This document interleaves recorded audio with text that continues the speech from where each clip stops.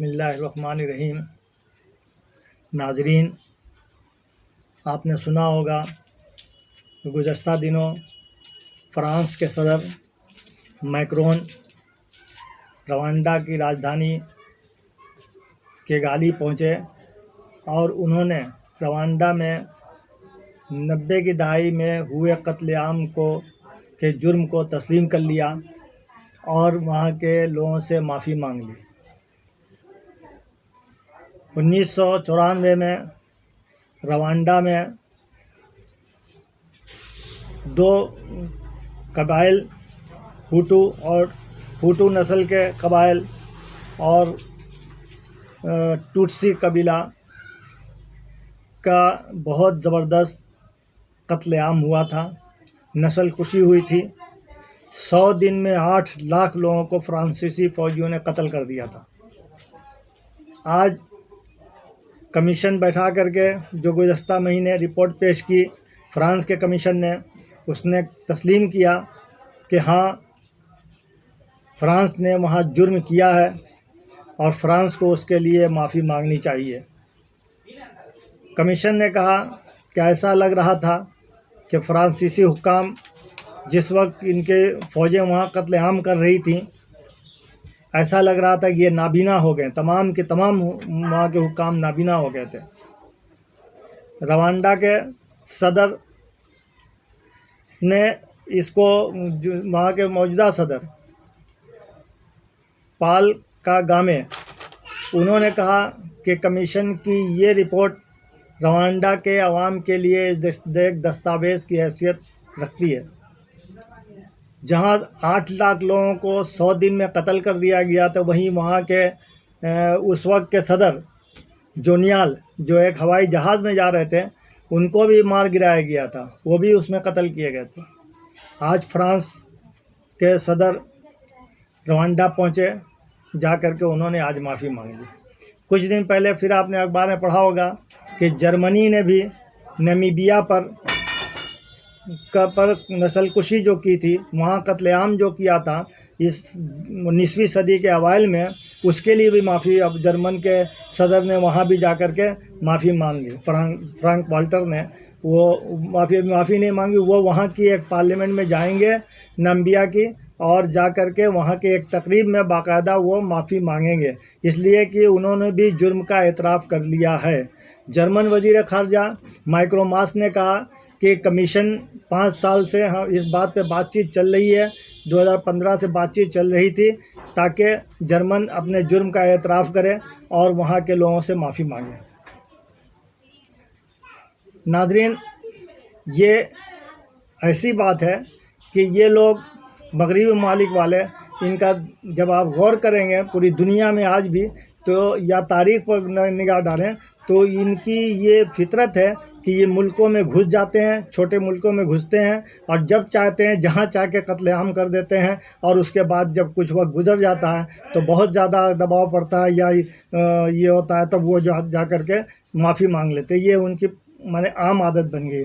आपने देखा कि 1948 में फ़लस्तीन की सरज़मीन पर कब्ज़ा किया बरतानिया ने, और उसके बाद वहाँ इसराइल की रियासत एक कायम कर दी और फ़लस्तीनियों को वहाँ से बेघर कर दिया, और आज तक फ़लस्तीनियों को उनके घर में रहने की इजाज़त तक नहीं है, और उस वक्त से कत्लेआम हो रहा है। और अमेरिका, फ्रांस और बरतानिया ये कहते हैं कि ये दहशतगर्द हैं फ़लस्तीनी, जिनके ऊपर जुल्म हो रहा, जो आज तक कत्ल किए जा रहे हैं, घर से बेघर कर दिए गए हैं, बहुत से मुल्कों से जलावतन कर दिया गया है, और आज भी उनके साथ वक्तन फ़वक्तन उनके ऊपर बमबारी होती रहती है, महसूर ज़िंदगी गुजार रहे हैं। लेकिन उसके बाद भी ये बड़ी ताकतें ये कहती हैं कि वो दहशतगर्द हैं।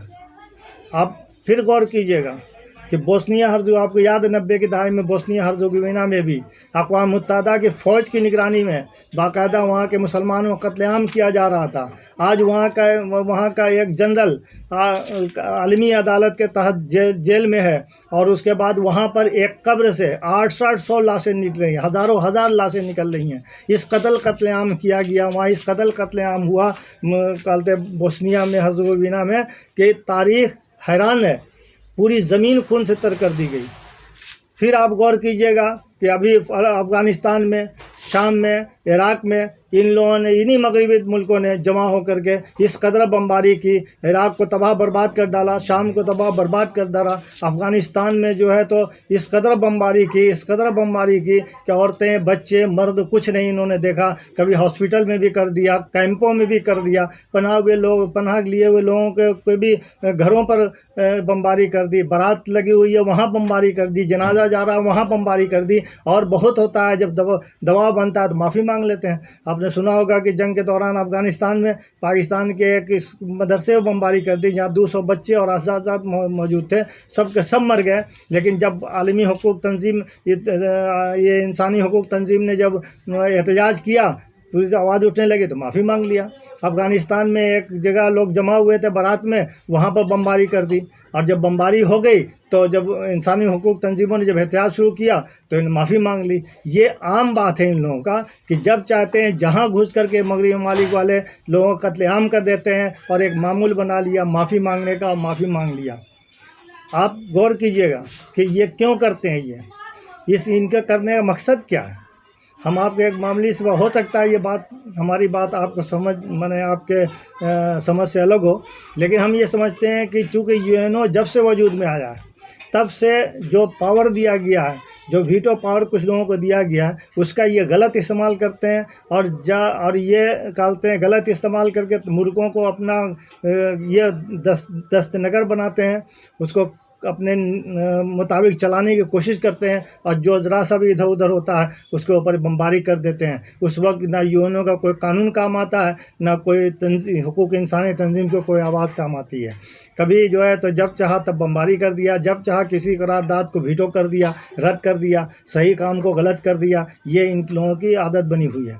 ये एक बात ये भी है, दूसरी बात कि इनके असलहे फ़रोख्त करना है और लोगों को चैन से रहने नहीं देना है। यूएनओ लगता है कि माने इसीलिए इन लोगों ने बनाया था ताकि पूरी दुनिया पे कहीं भी चाहे, जब भी चाहे इदारादारी अपने कायम कर सके। दो मुल्कों में जंग हो तो उसको कंप्रोमाइज़ करा देना का, मगर यहाँ अब बड़ी ताकतों की इजारादारी बन गई, इस वजह से उसमें जो कुछ मुल्कों को वीटो का पावर दे दिया गया। हमारे ख्याल से अब जो जंगें हो रही हैं इसमें बड़े मुल्कों का किरदार ये है कि वो असलहा फ़रोख्त करते हैं और असलहा फ़रोख्त करने के लिए उनको बाज़ार चाहिए।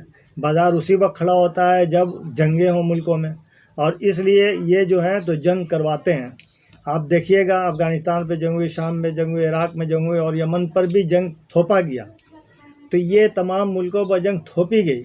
इसका मतलब है कि ये जंग जो है तो करवाते हैं, इनका मकसद होता है। एक और मकसद ये होता है कि जो यूएनओ में जो अमला है, हज़ारों हज़ार की तादाद में जो अमला वहाँ पर जो काम करने वाले यहूदियों की ही अक्सरियत है उसमें, और उसमें दूसरे नंबर पर ईसाई आते हैं, तीसरे नंबर के गिने चुने लोग होंगे। लेकिन अब उनके भी ज़रूरत है कि उनको भी ऐश आराम का चाहिए। यूँ तो पूरी दुनिया चंदा देती है यूएनओ को, उनकी तनख्वाहें उसी से मिलते हैं, लेकिन उसके बाद भी मज़ीद उनको पैसे की ज़रूरत है। तो उसको पूरा करने के लिए ये जो जंग करते हैं। तो आपने देखा होगा कि जब ये जंग हुई तो फ़लाँ मुल्क की तबाह हो गया, वहाँ का इंफ्रास्ट्रक्चर तबाह हो गया। अब इस मुल्क के लिए यूएनओ ऐलान करता है कि यहाँ पर इतने अरब डॉलर की ज़रूरत है ताकि इनको वहाँ पर फिर दोबारा वहाँ की ज़िंदगी को बहाल किया जाए। अब वो अरब डॉलर फिर मज़ीद चंदा दुनिया वाले दें, और जब दुनिया वाले चंदा देते हैं तो यूएनओ का अमला जो है तो वो पैसा लेकर वहाँ पहुँचता है। और ये वहाँ भी वैसे ही होता होगा जैसा हमारे मुल्कों का हाल है कि कहीं कोई आफत आ गई तो सरकार का एड आया, लेकिन एड आवाम तक कितना पहुंचता है ये हम भी जानते हैं, आप भी जानते हैं। अब उसी पैसे से दुनिया का चंदा हुआ, अब यूएनओ पहुंच के स्टाफ जो है यूएनओ का अमला जो है तो पहुंचता है वहाँ के इंफ्रास्ट्रक्चर तैयार करने के लिए, लोगों को मदद पहुंचाने की, दवाई पहुंचाने की, ग़िज़ा पहुंचाने के लिए ये वहाँ पहुँचते हैं। अब उनका काम क्या है, वो तमाम चीज़ें तो सब तक, अब वही पैसे उनका ऐश आराम का भी ज़रिया बनता होगा। ये इनका मकसद है। इसलिए हमारा तो ये ख्याल है, और बहुत सी आवाज़ उठ भी रही है, आपने देखा होगा कि बहुत से मुल्कों ने कहा कि यूएनओ अपनी अफादियत खो चुकी है, इसे ख़त्म कर देना चाहिए। और हमारा जहाँ तक ख्याल है, और दुनिया हो चुकी है, यूएनओ अपनी अफादियत खो चुका है। वो करारदाद तो पास कर लेता है, लेकिन करारदाद को नफाज करने की हैसियत उसके अंदर नहीं है। सिर्फ उन्हीं मुल्कों में नफाज कर पाता है जहाँ बड़ी ताकतें इन्वॉल्व होती हैं, ताकि उन्हीं के ज़रिए वहाँ पर छोटे मुल्कों को दबा करके अपनी बात मनवाई जाती है। लेकिन अगर वो मुल्क बड़ा है तो वहाँ ये कुछ नहीं कर पाते हैं। इसराइल के पीछे फ़लस्तीन, अमेरिका, बरतानिया और फ्रांस खड़ा हुआ है, तो वहाँ पर वो अपने करारदाद पास करते हैं, सैकड़ों करारदाद पास कर दिया, वही ठुकरा दिया, और ये कुछ नहीं कर पाता यूएन अमला। तो जो पंचायत अगर कुछ ना कर पाए तो वैसी पंचायत की ज़रूरत क्या है? पंचायत तो होना चाहिए कि जो बड़े छोटे हर तरह के लोगों के साथ यकसा जो है तो फैसला करे, लेकिन यूएनओ यहाँ नाकाम हो चुका है। इसलिए अभी ज़रूरत है कि यूएनओ को पूरी तरह ख़त्म कर दिया जाए और नई पंचायत दुनिया आलम वजूद में आए, और जिसमें किसी को भी वीटो पावर ना हो और सबका बराबर हुकूक हासिल हो, तब तो दुनिया में अमन चैन कायम होगा। वरना इसी तरह खून खराबा होता रहेगा, बड़ी ताकतें अपनी मर्जी थोपती रहे। दुनिया में खून ख़त्म करना है तो यूएनओ को पूरी तरह ख़त्म कर देना होगा और नई पंचायत कायम करनी होगी।